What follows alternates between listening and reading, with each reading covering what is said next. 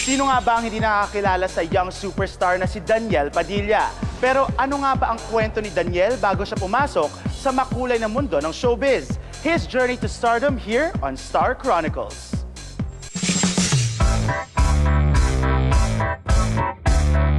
Meron siyang top-rating TV series, sold-out concert at blockbuster movies. Meron din siyang halos 330,000 followers sa Instagram, halos 2 million followers sa Twitter, at halos 1,200,000 likes sa Facebook. Ganito ang kalibre ng young actor na si Daniel Padilla mula nang siya ay naging artista. Pero sino nga ba tong hinahanga na tinitingalang young actor nung hindi pa siya pumapasok ng showbiz? Naku, mga kapatid, samahan niyo ako. Let's get to know more about Daniel Padilla. Daniel John Ford Padilla. Sa tunay na buhay, si Daniel ay nag-aral sa Montessori de San Juan mula grade school hanggang second year high school. Eto na mga kapatid, papasukin na natin ang classroom kung saan mismo nag-aral po si Daniel Padilla. At nandito kayong teacher niya rin sa loob, ano? Kung saan, yun din yung favorite subject nga ba ni Daniel Padilla. Favorite subject din ng bayan, ang mathematics. Nakakaloka, tara na. Karamihan talaga hindi paborito ang math. Pero si Daniel Padilla ba magaling sa math? May utak siya sa math. And lagi nga ano yan, nasa harapin na uupo eh. Wow!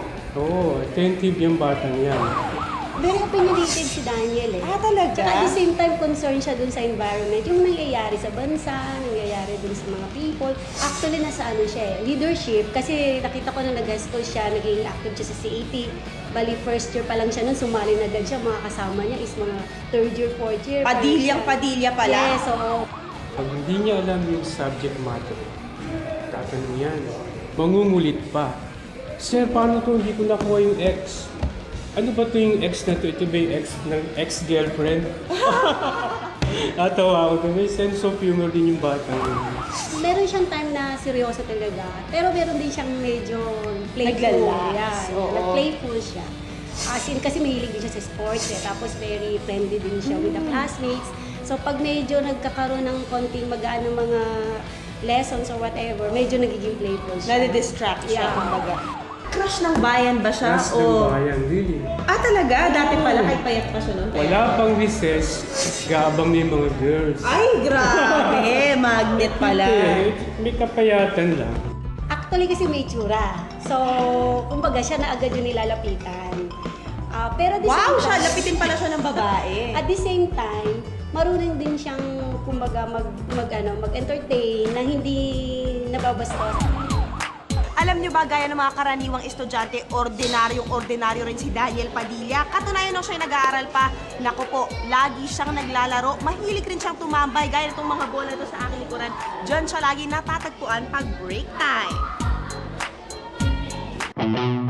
Kahit wala siyang sugat or hindi siya nadadapa, nandun siya nakatambay. Wow! And automatic, pag recess and lunchtime, binibisita niya ako sa clinic. Wow! Ang swerte mo naman. Minsan nag-uusap kami sa mga subject niya. Kung may assignment siya, nagtatanong siya sa akin. Science, ata. Medyo nahirapan siya doon. Oo, nagtatanong siya, pero alam ko, tinuturuan ko siya. Ayun, pag may assignment. What makes Daniel stand out sa ibang mga estudyante? Kaya naging close mo siya. Very sweet siya and cool. Hindi rin talaga siya. And speaking of pagiging friendly ni Daniel Padilla, isa sa close friends niya ay ang ating kapatid young star na si Akihiro Blanco. Si Daniel, nung kaibigan ko siya, sobrang bait niya at sobrang humble niya. Basketball, nakalimutan niya magdala ng damit. Pananghihiram sila sa akin, ang lagi niya pinipili, black shirt. Mahilig talaga siya sa black shirt. Ngayon, nahiligan niya na mag-color, nakikita ko eh. Pero yung mga black shirt, hindi ko talaga maano sa kanya. Kasi tinatanong ko siya, bakit black shirt? Favorite ko kasi black eh. Favorite niya talaga yung mga black. Gusto niya rin maging basketball player, pero hindi namin nakamit kasi hindi kami umabot sa 6-footer pataas eh. Hanggang 5 lang kami pataas eh. So, ayun, nakamit niya na yung pangarap niya. Sobrang proud ako sa kanya. Pero sabi nga nila, mother knows best.